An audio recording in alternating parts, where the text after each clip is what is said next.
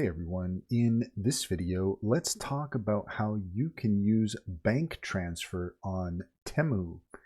In order to do so, here we are in Temu for Android.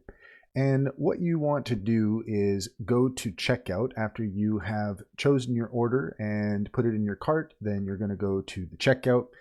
And once you're on the checkout screen, then you should see a screen similar to this. Now, typically speaking, if you have the option to use a bank transfer, then it should be in this area right here. But as you can see, we can't see the bank transfer option. And the reason for that is because that is only available in certain areas. So if you have the option for the bank transfer, then you should see it in this area here. If you cannot see that option, it is because it's not available in your area. And so you have to choose from the options that are listed here.